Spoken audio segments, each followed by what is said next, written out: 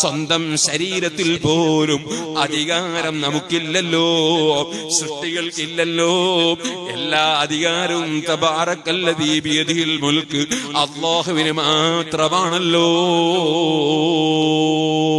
അല്ലാഹ് മാത്രമേ വലിയവനുള്ളൂ.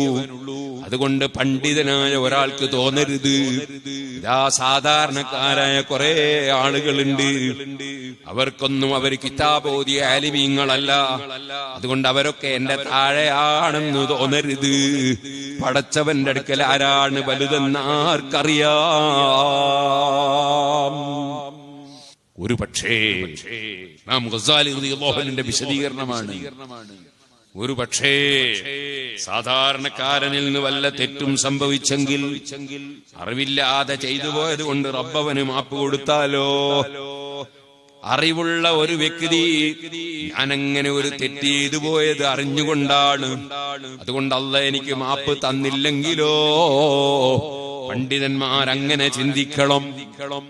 എന്നാ സാധാരണക്കാര് ആലിമീങ്ങളെ കാണുമ്പോ അവര് തിരിച്ച് ചിന്തിക്കണം, പടച്ചവനെ ഇയാൾക്ക് ഇൽമെങ്കിലും ഉണ്ടല്ലോ, എനിക്ക് ഇൽമും ഇല്ലല്ലോ.